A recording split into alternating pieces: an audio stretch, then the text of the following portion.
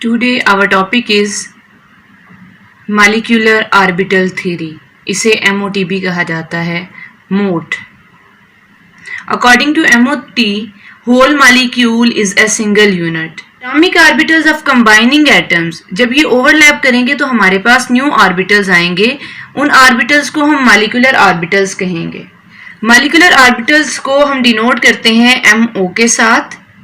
Molecular orbital surrounds two or more nuclei of the bonded atom.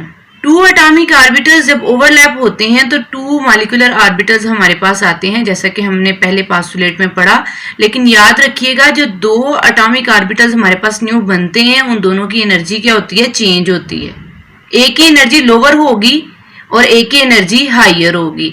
जिसकी energy lower होगी उसे bonding molecular orbital कहेंगे और जिसकी एनर्जी हायर होगी उसे कहेंगे एंटी बॉन्डिंग मॉलिक्यूलर ऑर्बिटल, और इसे हम कहते हैं सिग्मा स्टेरिक, और जो लोअर एनर्जी है वो सिग्मा से डिनोट करते हैं उसे. अगर हम बॉन्डिंग मॉलिक्यूलर ऑर्बिटल की बात करते हैं तो इसमें जो इलेक्ट्रॉन डेंसिटी है वो मॉलिक्यूलर एक्सिस के सिमेट्रिकल लाई करती है. लेकिन अगर आप बात करते हैं एंटी बॉन्डिंग मॉलिक्यूलर ऑर्बिटल की तो इसमें इलेक्ट्रॉन डेंसिटी जो है वो सिमेट्रिकली एग्जिस्ट नहीं करती. ये हमारे पास बॉन्डिंग मॉलिक्यूलर ऑर्बिटल है, इसे हम सिग्मा से डिनोट कर रहे हैं. इसमें जो इलेक्ट्रॉन डेंसिटी है वो मॉलिक्यूलर एक्सिस के सिमेट्रिकल लाई करती है. इसे हम फर्दर जो है SS ओवरलैपिंग और PP ओवरलैपिंग में डिस्कस करेंगे. नेक्स्ट पोस्टुलेट है वो ये है कि फिलिंग ऑफ इलेक्ट्रॉन्स, यानी फिलिंग ऑफ इलेक्ट्रॉन्स किस तरह से पॉसिबल है. याद रखिएगा मॉलिक्यूलर ऑर्बिटल्स में इलेक्ट्रॉन की फिलिंग बिल्कुल वैसे ही होती है जिस तरह से एटॉमिक ऑर्बिटल्स में हो रही होती है. जैसे सबसे पहले 1s है, फिर 2s है, फिर 2p है, उसके बाद 3s आता है. तो सबसे पहले जो इलेक्ट्रॉन है वो किस में फिल होंगे? 1s में दोनों इलेक्ट्रॉन्स फिल हो जाएंगे. फिर 2s में दोनों इलेक्ट्रॉन्स फिल होंगे. अगर 2p की बात करें तो 2p में डीजेनरेट ऑर्बिटल्स आते हैं, तीन होते हैं, 2px, 2py एंड 2pz. तो पहले इन तीनों में एक एक इलेक्ट्रॉन फिल होता है, फिर दूसरा इलेक्ट्रॉन फिल होगा और उसके बाद इलेक्ट्रॉन्स जो हैं वो 3s में फिल होते हैं. और इन तीन रूल्स के अकॉर्डिंग इलेक्ट्रॉन्स की फिलिंग हो रही है.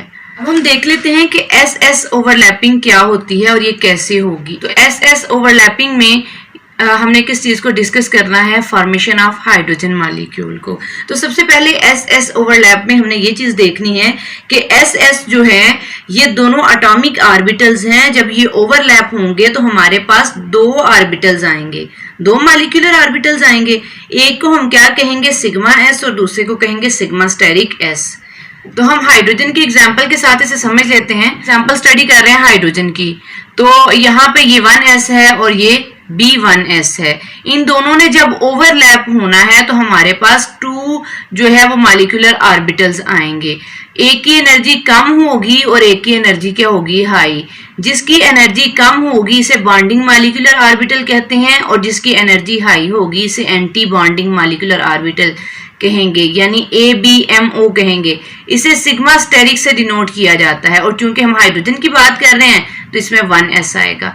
इसी तरह बॉन्डिंग मॉलिक्यूलर ऑर्बिटल को हम डिनोट करते हैं सिग्मा से, और सिग्मा 1s. 1s क्यों कह रहे हैं? मैंने अभी बताया कि चूंकि हमने यहाँ पे हाइड्रोजन मॉलिक्यूल की बात की है. यहाँ पे सिग्मा जो है यानी सिग्मा 1s ऑर्बिटल में दोनों इलेक्ट्रॉन्स फिल होते हैं और सिग्मा स्टेरिक में कोई भी इलेक्ट्रॉन फिल नहीं हुआ. तो ये क्या है? एम्प्टी है. 1s ये वाला और ये वाला भी जो 1s है ये दोनों स्फेरिकली सिमेट्रिकल होते हैं. These are atomic orbitals. इन्हें हम क्या कहेंगे? एटॉमिक ऑर्बिटल्स हैं. जैसे ही इन्होंने ओवरलैप करना है तो उसके रिजल्ट में हमारे पास क्या होंगे? दो ऑर्बिटल्स आएंगे. एक है बॉन्डिंग मॉलिक्यूलर ऑर्बिटल और दूसरा है एंटी बॉन्डिंग मॉलिक्यूलर ऑर्बिटल, जिस तरह से मैंने पहले आपको समझाया है. तो लिहाजा यहाँ पे क्या है कि सिग्मा 1s और सिग्मा स्टेरिक 1s आएगा हमारे पास. और अगर हम इसकी बात करते हैं अभी BMO की यानी बॉन्डिंग मॉलिक्यूलर ऑर्बिटल की, यहाँ पे ये जो आपको एक लाइन दिखाई दे रही है सेंटर में, इसे कहेंगे bond axis. Electron density lies on this bond axis. BMO की बात कर रही हूं मैं. This electron density helps to pull the two nuclei to each other. यानी इलेक्ट्रॉन डेंसिटी दोनों न्यूक्लियाई को अट्रैक्ट करने में हेल्प करती है, thus it stabilize to molecule। और अगर हम अब बात करते हैं एंटी बॉन्डिंग मॉलिक्यूलर ऑर्बिटल की, तो इसमें एक ये आपको न्यूक्लियस दिखाई दे रहा है और एक ये न्यूक्लियस दिखाई दे रहा है। इनके सेंटर में जो लाइन ब्लू कलर की आपको दिखाई दे रही है, ये है bond axis. Electron density lie away from the bond axis on the opposite side, यानी इसमें जो इलेक्ट्रॉन डेंसिटी है वो अपोजिट डायरेक्शन में है।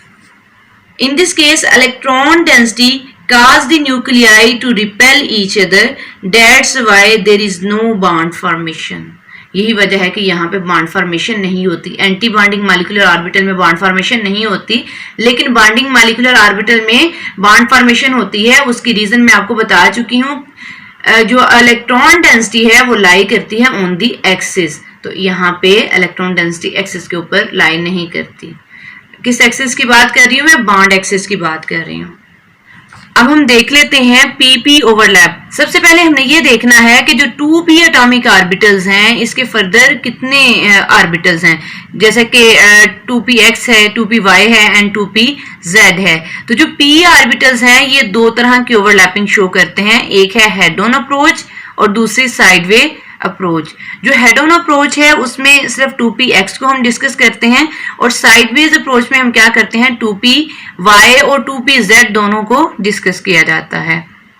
तो पहले हम बात कर लेते हैं हेड ऑन अप्रोच की। ये आपके पास 2px है, ये भी क्या है हमारे पास 2px। इन्होंने क्या करना है हेड ऑन अप्रोच, यानी यहां से ये है और यहाँ पे ये, इन्होंने इस तरह से मिक्स होना है। ये दोनों क्या करेंगे, इन दोनों ने ओवरलैपिंग करनी है, यानी ये दोनों मिल जाएंगे। जब इन्होंने ओवरलैपिंग करनी है, आफ्टर ओवरलैपिंग हमारे पास दो एटॉमिक ऑर्बिटल्स आते हैं। एक को कहेंगे बॉन्डिंग मॉलिक्यूलर ऑर्बिटल और दूसरे को क्या कहेंगे, एंटी बॉन्डिंग मॉलिक्यूलर ऑर्बिटल कहेंगे। अब बात वही है कि यहाँ पे भी इसे हम सिग्मा से डिनोट करते हैं और इसे सिग्मा स्टेरिक से डिनोट किया जाता है। यहाँ पे एनर्जी हाई है और यहाँ पे एनर्जी लो है। यहाँ पे भी वही रीजंस हैं कि यहाँ पे बॉन्ड क्यों नहीं बना और यहाँ पे बॉन्ड फॉर्मेशन क्यों हुई, वही रीजंस हैं जो एस ओवरलैपिंग में मैंने आपको बताई हैं। तो इस तरह की ओवरलैपिंग को हम कहते हैं head on overlap of 2p orbitals.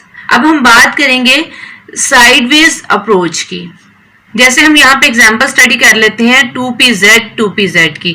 जब दो 2pz ओवरलैप होंगे, इन्होंने जब ओवरलैप होना है तो ये साइड से होते हैं। जैसे ये देखें, ये क्या है, साइड्स हैं।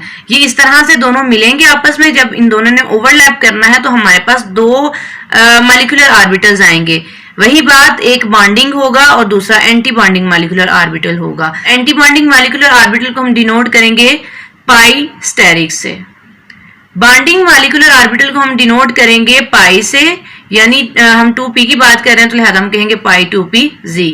इसी तरह एंटी बॉन्डिंग मॉलिक्यूलर ऑर्बिटल को पाई स्टेरिक से डिनोट किया जाता है, इसे कहेंगे 2pz, चूंकि हम 2pz की ही एग्जांपल को यहाँ पे डिस्कस कर रहे हैं। न्यूक्लियाई, अब ये देखें, एक ये न्यूक्लियस है, एक ये न्यूक्लियस है, ये न्यूक्लियस है और ये न्यूक्लियस है। पहले हम बात कर लेते हैं BMO की, यानी बॉन्डिंग मॉलिक्यूलर ऑर्बिटल की। न्यूक्लियस के दरमियान में नोडल प्लेन है। नोडल प्लेन में इलेक्ट्रॉन डेंसिटी 0 होती है। ये जो नोडल प्लेन है, यहाँ पे इलेक्ट्रॉन डेंसिटी क्या है, 0 है। नोडल प्लेन के अबव एंड बिलो यहाँ पे सिमेट्रिकली डिस्ट्रीब्यूशन होगी किस चीज की, इलेक्ट्रॉन डेंसिटी की। ये अबव और बिलो की बात हो रही है कि यहाँ पे इलेक्ट्रॉन डेंसिटी की डिस्ट्रीब्यूशन हुई होती है। किस तरह से हुई होती है, पैरेलल फैशन में हुई होती है। अगर एंटी बॉन्डिंग की बात की जाए, एंटी बॉन्डिंग मॉलिक्यूलर ऑर्बिटल्स की बात की जाए, तो यहाँ पे ये जो बॉन्ड एक्सिस है, यहाँ पे इलेक्ट्रॉन डेंसिटी नहीं होती और इसके साथ जो इलेक्ट्रॉन डेंसिटी है that is away from the nuclei, that causes the repulsion between the nuclei. तो न्यूक्लियाई के दरमियान जो है वो रिपल्शन काज होती है और रिपल्शन की वजह से यहाँ पे बॉन्ड फॉर्मेशन नहीं होगी।